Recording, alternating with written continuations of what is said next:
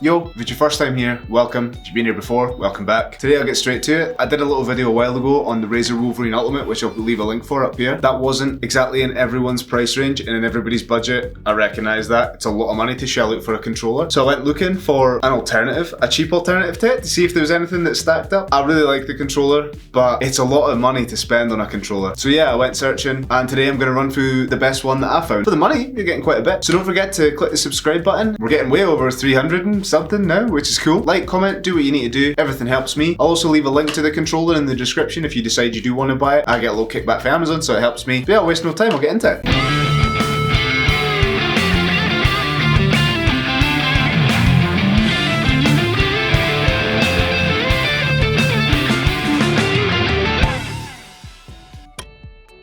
So here is what we're going over today. We've got the MSI FORCE GC30 wireless gaming controller from Amazon. It's about 30 beans, something along those lines. What does it have over the Wolverine? Well, it's wireless for a start. Doesn't have the tactical buttons. It had alright reviews, and by alright I mean alright, but considering you could buy 4 and a bit, I think you could buy 4 and a bit of these for the same price as the Razer Wolverine Ultimate. If it works, it's definitely worth taking a punt on. Anyway, so I'll be using it for Cyberpunk. I'll give it a shot on, and I'll give it a shot on Warzone as well. But we'll just do a small unboxing, see what you get in the box, see what I think of the quality, and whether I think it is worth you spending your money on. I do quite like MSI gear. I don't have anything else MSI to do it. I don't, but I do quite like some of the MSI stuff. Box, anything fun? So instructions, that's a hefty instruction manual. Look at this. Why has it got so much stuff in it? It's just got every language that exists in the world ever. Cool. The box claims, so what does the box say? The box says, quick access to profiles for PC, Android, and popular consoles. Android, interesting. So I mean, you can use it on a phone. Durable switches with excellent feel. I'll be the judge of that. D-pad cover, dual vibrating motors inside. Specifications, it's compatible with Windows 10, 8.1, 8.7, Android 4.1 and above. I wonder if it works on a PS4 or PS5. Weight 214 Gs, battery 600 mAh, less than 8 hours usage. The package contains gaming controller, USB dongle, user guide, additional metal D-pad cover, and 2mm USB, 2-meter USB 2.0 cable, 30 centimeter. So, if you've watched any of my other stuff, you'll know I hate cheap packaging. I hate it. But here it is anyway. Oh, there's the little. Alright, so it came with the cover for the D-pad on the D-pad. Interesting. So here is the controller. Looks alright. Feels quite nice. Get it out and have a little look. So in the box you get. Oh no, there it is. Ah, cool. In the box you get the controller itself. You get the little USB dongle. It wants to come in. Please, come on. Little USB dongle, MSI logo on it. Quite small, not too bulky. It's nice. You get a big cable, the MSI logo on it, which is USB 2.0. Yeah, so your standard USB cable. So you got 2. One is micro USB to micro USB, and one is the big long MSI cable. So I'm assuming that's the one for it. Cool, so that'll be the one that we'll plug it in to charge it with, and I'm not really sure what I'll use that for. We'll see. But in the box you also get this little cover, which is like a little circular cover. It's instead of having the arrows on it, it's got that kind of analog stick feel that you can put. I'm assuming that can fit onto there. But yeah, quite like that little bit. So the actual controller itself feels alright. It's got rubber grips on the side, just to help you with a little bit of grip. It's very light in the hands. It's got no RGB, it's got this kind of cool red and black vibe about it. There isn't too much red, so if it's sitting in my setup, it's not like it's going to stick out like a sore thumb for any reason. And we've got power button. The buttons on it are relatively spongy. They're nothing too crazy. They're a little bit stiffer than the normal Xbox buttons, so they're less spongy, but they're not quite like obviously the mechanical buttons on the Razer Wolverine. You have your normal analog stick, your D-pad, both analog sticks. Clicks are quite nice on them. Quite a lot of movement. We'll test that later. We've got right trigger and left trigger. Have got these little grips, kind of like little grooves on them. They feel quite nice. It's quite a lot of throw in the LB and RB, but nice enough. Quite a nice feeling little controller. It doesn't have that. If you've ever used one of the little sort of wired Xbox controllers, they feel really shitty. It's not like this. This feels quite nice. It is a wee bit light, but I suppose that's what you might like. And one of the biggest selling points is you're paying for wireless, because obviously, as if you've watched my other video, you'll know that you pay 100+ quid for a controller for it not to be wireless.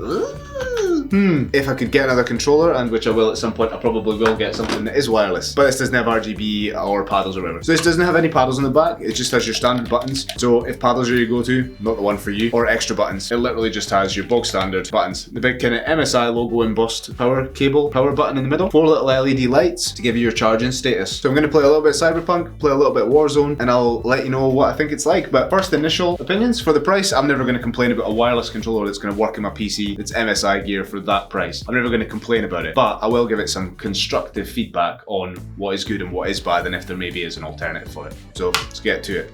One eternity later. So, Warzone. It's good. Good, it's average, it's acceptable, it works. So, there isn't as much throw in this. Hold on.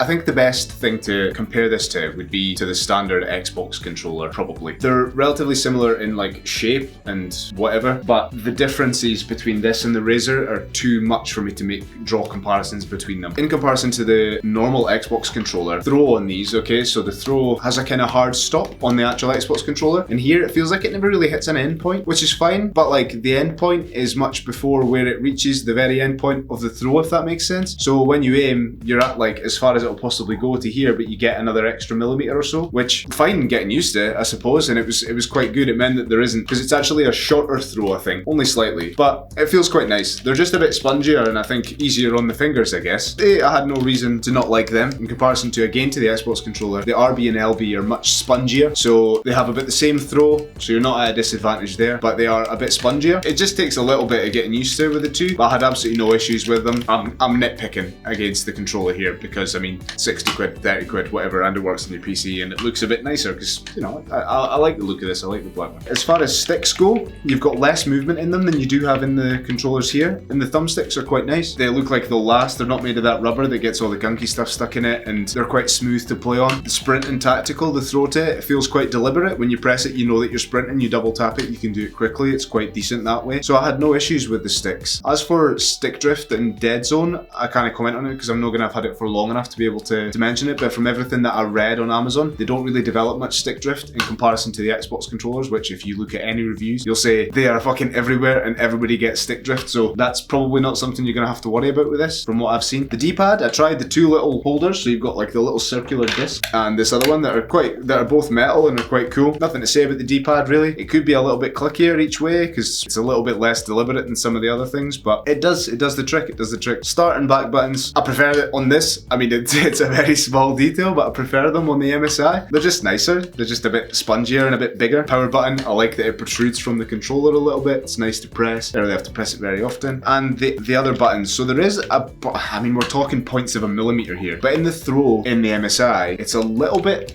more, but I mean, we're talking percentages of a millimeter. But I prefer the buttons on the MSI. I prefer them to play with. I feel like I know I've pressed the button when I press it because it's got that tiny little bit extra throw. I know I've definitely pressed the button. Double taps and stuff, you're talking minimal, but it's nice. It feels like a nice controller to play on. It doesn't get sweaty, the material on it's cool, so even if you're sweating at the end of a Warzone game or that, it doesn't really get that kind of sticky way that sometimes the other controllers get. So it's a nice piece of kit. I would rate it. For Cyberpunk, nothing really to report. It's a nice controller for Cyberpunk. Your RPG games, whatever else, it's just a nice chilled controller. It's really light, you can hold on to it for ages. Doesn't have any bells and whistles that you would need for a game like that, in my opinion. Maybe you do use panels and buttons and whatever. But if you're an RPG, if you're a role-playing game guy, not so much keen on FPS, perfect little pickup to sit in your cell. Nice little thing. Really, nothing else to report. It was nice for driving. I liked that it didn't have a hard stop, because that with the driving meant that it had a lot of detail from the start to finish, and it was just a cool little experience. So yes, we'd rate it very much for RPGs. So all in all, is it worth a buy? Aye, I would say so, definitely. For the small amount of money that you pay for it, it's worth it to have it. I mean, I would still, obviously, if you have the ability or the funds, go for something like the Razer Wolverine, because it still stacks up quite well. But if you don't quite have the cash, or you just want to move from keyboard to mouse to controller, for example, or maybe you're just going to be a casual controller player, I would rate it. I'd say it's worth investing in. And I say investing, it's not exactly a huge amount of cash for the majority of people, and I'm only comparing it to this. It could be a huge amount of cash to you, that's not what I'm saying. So yeah, it's worth a buy. I'll leave the link to it in the description below, and I hope that this kind of, if you were thinking about buying it or you were looking for a controller, that this maybe helped you out a little bit. If it did help you and you do enjoy my content, don't forget to click that little subscribe button,